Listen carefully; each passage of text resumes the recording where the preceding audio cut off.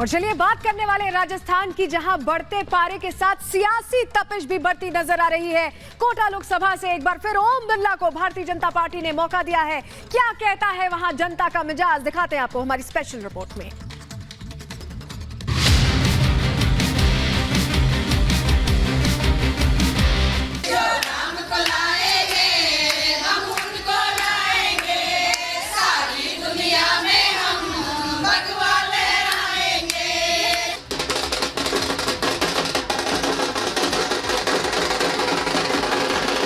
सनातन की छाया हो शासन पर, राम भक्त ही राज करेगा दिल्ली के सिंहासन पर। राम भक्त ही राज करेगा दिल्ली के सिंहासन पर। मोदी जी ने लड़कियों को सम्मान दिलाया है, महिलाओं को भी सम्मान दिया उसने, शौचालय, लड़कियों को पढ़ाने पे जोर दे रहे हैं, गैस सिलेंडर दिया है, नरेगा देते हैं। राजस्थान कला और संस्कृति की भूमि है, जहां लोकसभा चुनाव की आहट ने गर्मी बढ़ा दी है। कुछ ऐसा ही हाल राजस्थान की सबसे हॉट सीट कोटा की है, जहां से बीजेपी ने एक बार फिर ओम बिरला को मैदान में उतारा है। ओम बिरला हैट्रिक लगाने के लिए जोर शोर से लगे हैं। राजस्थान के कोटा बूंदी से चुनाव लड़ रहे ओम बिरला ने अपने क्षेत्र में जनसंपर्क किया और जनता से वोट देने की अपील की। ओम बिरला जिस भी गली और मोहल्ले में पहुंचे, वहां लोगों ने जोरदार स्वागत किया। कोटा बूंदी लोकसभा क्षेत्र से बीजेपी के उम्मीदवार लोकसभा स्पीकर ओम बिरला मेरे साथ में है। गांव गली जा रहे हैं, ढाणी ढाणी जा रहे हैं, चुनाव प्रचार में लगे हुए हैं। लगातार आप प्रचार प्रसार कर रहे हैं बिरला जी, किस तरीके से देखते हैं इस 24 के चुनावी रण को? 24 का चुनाव में जनता देश के अंदर नरेंद्र मोदी जी को प्रधानमंत्री बनाना चाहती है। जो उत्साह है, उमंग है, मोदी जी ने जो विश्वास भरोसा जनता का व्यक्त किया और जनता ने मोदी जी पे व्यक्त किया है, क्योंकि देश जिस गति से आगे बढ़ रहा है, जिस तेज गति से आगे बढ़ रहा है, जो परिवर्तन हो रहे हैं, नए विधेयक कानून लाए जा रहे हैं, फैसले हो रहे हैं, निर्णय हो रहे हैं, वो विशेष रूप से देश की जनता जानती है कि मोदी जी के हाथ में देश सुरक्षित है। इसलिए जन जन देश में मोदी जी को मतदान करना चाहता है। 5 साल आपने लगातार सदन चलाया और सदन चलाने के बाद वापस से आप चुनाव प्रचार में आए हैं, तो पहले पिछला वाला 5 साल और ये वाला 5 साल सदन चलाने के बाद किस तरीके से देखते हैं? सदन चलाने की जिम्मेदारी भी यहाँ की जनता के आशीर्वाद से दी और मैंने कोशिश की कि जनता के आशीर्वाद से जो मुझे जिम्मेदारी मिली है और संसदीय कार्य के लिए संसद सदस्यों ने मुझे जिम्मेदारी, माननीय प्रधानमंत्री जी ने मुझे आशीर्वाद दिया।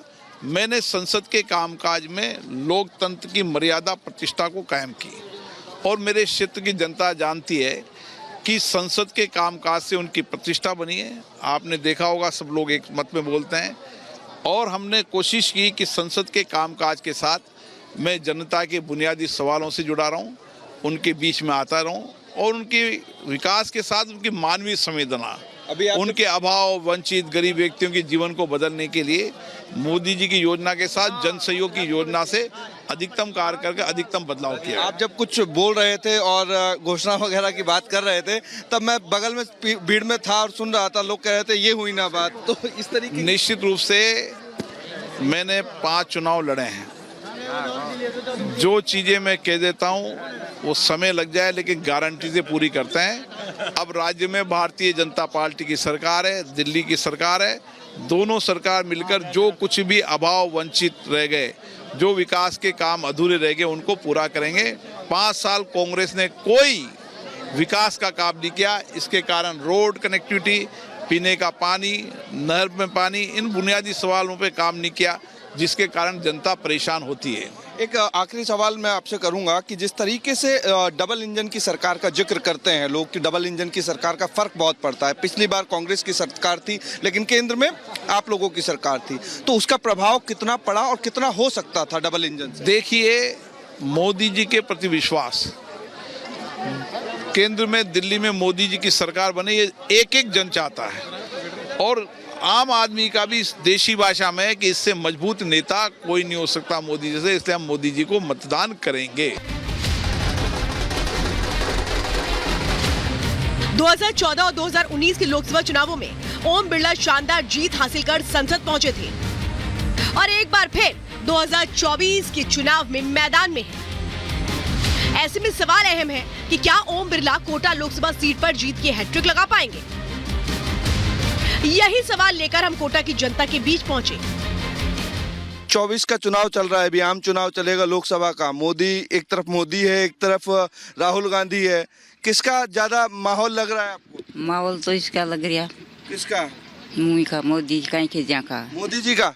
राहुल गांधी ने कौन पसंद करोगे? राहुल गांधी को माहौल ही कोई ना, माहौल ही नहीं है।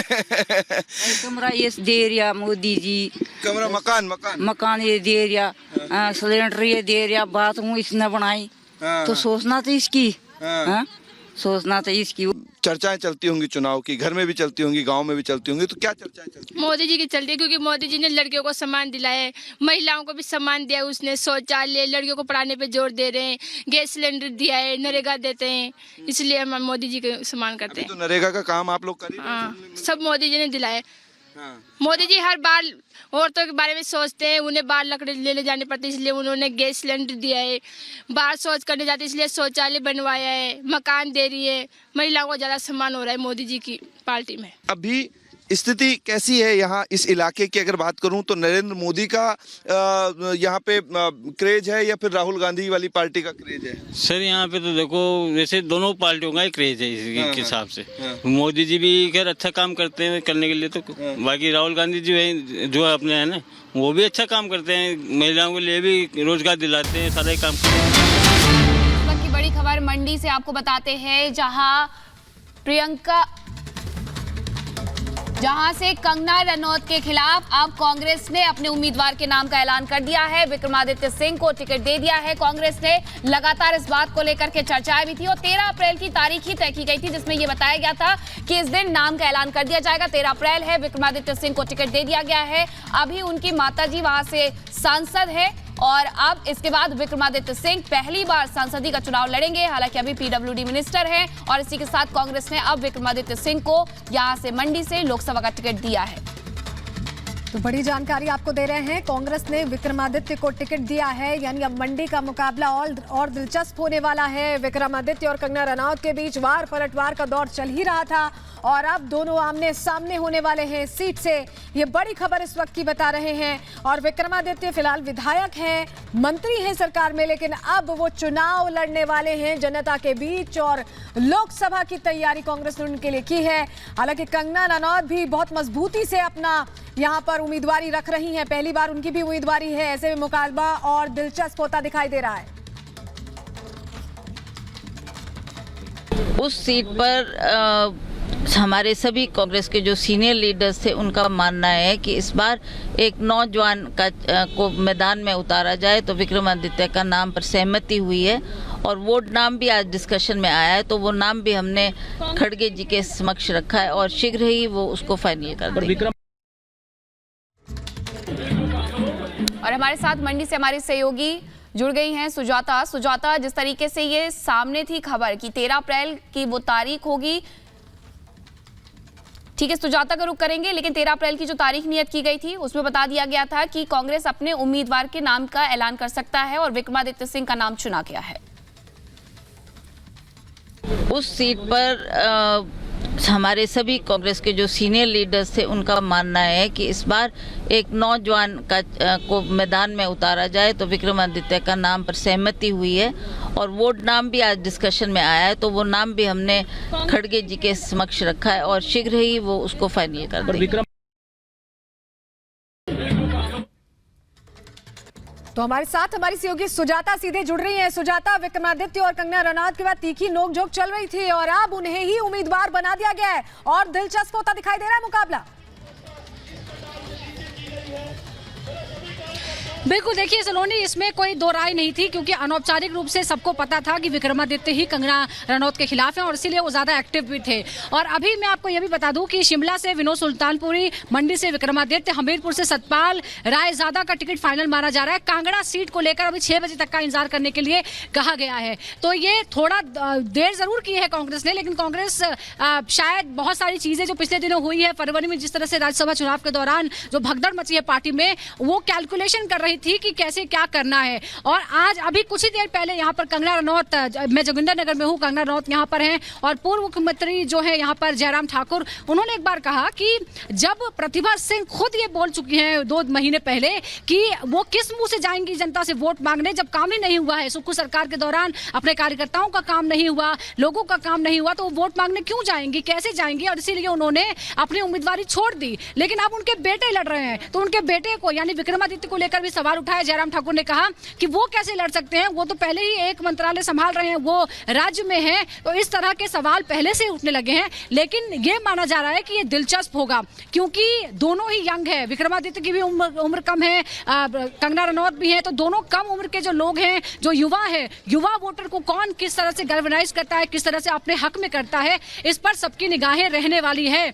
लेकिन सबको अपने भाषा की, शब्दों की मर्यादा का ध्यान रखना होगा क्योंकि कंगना ने इसे एक बड़ा मुद्दा बना दिया है कि जो राज्य की बेटी है, हिमाचल की बेटी है, उसे किस तरह से अपमानित किया गया, किस तरह से शुरुआत में ही जब उम्मीदवारी घोषित हुई अगले दिन ही एक बेहद अमर्यादित अश्लील टिप्पणी उनके ऊपर की गई और मंडी के नाम को बदनाम करने की कोशिश की गई। और जाहिर तौर पर ये आपको बता दूं कि 1 जून को जब यहाँ मतदान होगा उससे पहले तक ये जो मंडी का सवाल है वो हिमाचल की राजनीति में गूंजता रहेगा। लेकिन तो हिमाचल से जुड़ा हुआ एक और सवाल उठता है सुजाता यहाँ पर, क्योंकि जब सरकार को लेकर के खतरा मंडराया था उसमें नाम विक्रमादित्य का सामने आता है, उन्हें मनाया जाता है और उसके बाद अब ये बड़ा तोहफा दे दिया गया कि मंडी लोकसभा से जाकर के आप चुनाव लड़ लीजिए। क्या कोई बेहतर विकल्प नहीं था कांग्रेस के पास? देखिए, इसे हम दूसरे तरीके से भी देख सकते हैं क्योंकि जिस तरह से मोर्चा खोला प्रतिभा सिंह और उनके बेटे विक्रमादित्य ने, यह भी तरीका एक हो सकता है कि उनको लोकसभा भेज दिया जाए। अगर उनको लोकसभा भेज देंगे यानी वो राज्य से बाहर निकल जाएंगे और सुक्खू के रास्ते का कांटा जो है वो निकल जाएगा।